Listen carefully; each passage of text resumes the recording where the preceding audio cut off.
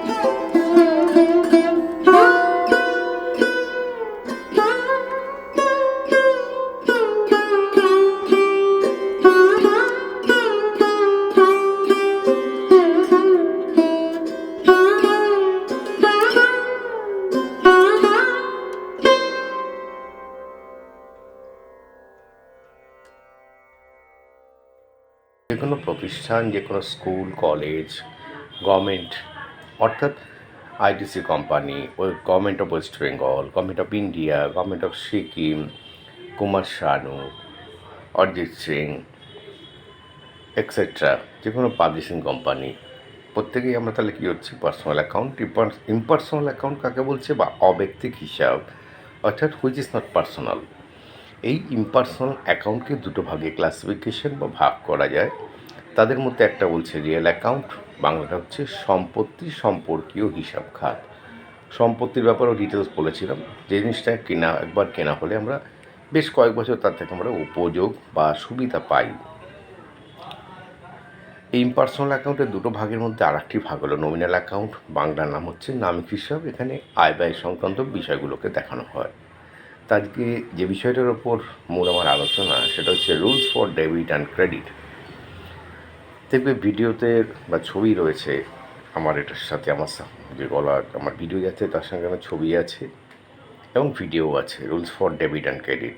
সেটা আমি একটু এক্সপ্লেইন করে দিই কীরকম হবে। যখন পার্সোনাল অ্যাকাউন্টের ডেবিট করার নিয়ম হচ্ছে যে রিসিভার মানে সুবিধা যে গ্রহণ করবে, সুবিধার গ্রহীতাকে অলওয়েজ মানে সবসময় আমরা ডেবিট করব। পার্সোনাল অ্যাকাউন্টের ক্ষেত্রে যে গিভার মানে সুবিধার দাতা, তাকে আমরা ক্রেডিট করব। একটা উদাহরণ দিয়ে বোঝাই, purchase goods from Soumya of rupees 10,000, অর্থাৎ purchase goods from Soumya of rupees 10,000। এখানে কিন্তু ক্যাশ কথাটা বলা নেই, ক্রেডিটও বলা নেই, কিন্তু যেহেতু ক্যাশ বলা নেই আমাদের ধরে নিতে হবে এটা ক্রেডিটে কেনা হয়েছে। তাহলে আমরা পারচেস করলাম, তাহলে এখানে পারচেসটা কোন অ্যাকাউন্ট? পারচেসটা হচ্ছে আমাদের ব্যাংক, তাই নমিনাল অ্যাকাউন্ট। সোম হচ্ছে একটা পার্সন বা সোম অ্যান্ড কোম্পানি, এটা হচ্ছে পার্সোনাল অ্যাকাউন্ট। তাহলে আমরা কিনছি পয়সা ছাড়া জিনিসটা, যখন কিনছি তাহলে আমাদের সুবিধা কে দিচ্ছে? সৌম্য। তাহলে সৌম্য হচ্ছে সুবিধার দাতা বা গিভার, ওই কারণে সৌম্যকে ক্রেডিট করব। ক্লিয়ার আশা করি। তাহলে পার্সোনাল অ্যাকাউন্টের নিয়মটা কি বললাম, যে সুবিধা গ্রহীতা হবে ডেবিট, সুবিধার দাতা হবে credit. Receiver is the debit and giver is the credit. এবার চলে আসছি রিয়েল অ্যাকাউন্টে। রিয়েল অ্যাকাউন্টে কী বলা আছে? রিয়েল অ্যাকাউন্টটা বলছে হোয়াট কামস ইন, অর্থাৎ যদি আমার কোনো সম্পত্তি ঢোকে বা আসে তাকে আমরা ডেবিট করব, কোনো সম্পত্তি চলে গেলে তাকে আমরা ক্রেডিট করব। এবার উদাহরণ জিজ্ঞাসা করতে পারো, রিয়েল অ্যাকাউন্ট বা সম্পত্তি সম্পর্কে হিসাব খাত কোনগুলো? Machinery account, land and building account, cash in hand, bills receivable, sundry debtors, cash at bank etcetera হচ্ছে আমাদের মোটর কার, আমাদের রিয়েল অ্যাকাউন্ট। তো মনে করা যে একটা বাইক কিনলাম বা ল্যাপটপ কিনলাম, তাহলে আমার কি সম্পত্তি আসলো? তাহলে এখানে নিয়ম হচ্ছে যে ডেবিট করা। হোয়াট কামস ইন, একটা ল্যাপটপ পারচেস করলাম ক্যাশে, 25,000 টাকা দিয়ে একটা ল্যাপটপ কিনলাম, তাহলে কী হবে? Purchase the laptop off rupees 25,000 in cash. 25,000 টাকা দিয়ে একটা ল্যাপটপ কিনলাম, তাহলে আমার ঘরে কী আসলো? ল্যাপটপটা আসলো। ল্যাপটপ হচ্ছে, বা একটা ল্যান্ড কিনলাম বা একটা মেশিনারি কিনলাম, তাহলে কি পারচেস এ মেশিনারি বা ল্যাপটপ যাই হোক না কেন, যেহেতু যে বললাম রিয়েল অ্যাকাউন্টের নিয়ম, কোনো সম্পত্তি যদি আসে আমার ঘরে বা আমাদের ব্যবসায়, তাহলে সেটাকে ডেবিট করব, কোনো সম্পত্তি চলে গেলে ক্রেডিট করব।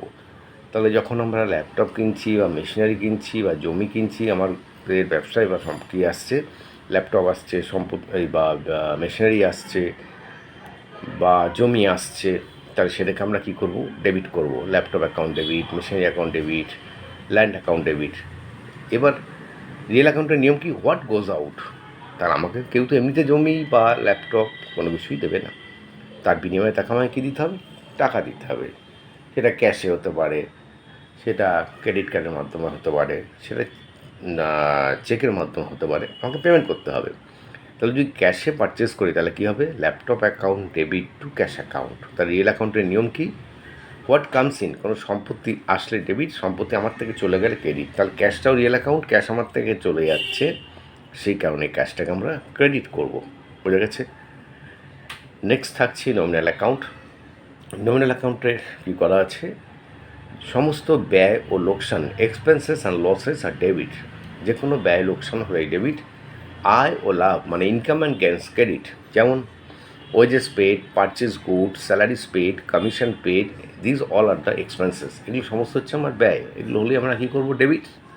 তাহলে আমার ইনকাম কোনগুলো, sales income, bank interest receive income, commission received income, discount receive income, তাহলে এগুলো আমরা ক্রেডিট করব। নমিনাল অ্যাকাউন্টের নিয়ম হচ্ছে যে expenses and losses are debit, expenses এবং ব্যয়টাকে আমরা ডেবিট করব এবং আয় ও লাভটাকে ক্রেডিট করব। জাস্ট একটু খেয়াল রাখতে হবে, আর কোনো সমস্যা হবে না। এর পরবর্তী স্টেপ হচ্ছে আলোচনা করব কোনটা কোন অ্যাকাউন্ট, ঠিক আছে, আইডেন্টিফিকেশন, যে অ্যাকাউন্টটা কোনটা। ক্লাসটা মূলত 11 বা যাদের 12-এ পড়ছো, যাদের রুলস ফর ডেবিট ক্রেডিট জানা নেই, তারাও ভিডিওটি ফলো করতে পারো, বা যারাই ফলো করুন না কেন, যদি কারো কোনো সমস্যা হয় কমেন্ট বক্সে অবশ্যই জানাবে, আমি উত্তর দিব, অবশ্যই উত্তর দেবো। আমি শেষ মুহূর্তে আরেকবার রুলস ফর ডেবিট ক্রেডিটটা আরেকবার দেখিয়ে দিচ্ছি। ধন্যবাদ, সকলেই ভালো থাকুক, সুস্থ থাকুক এই কামনা করে রাখছি। SP sir.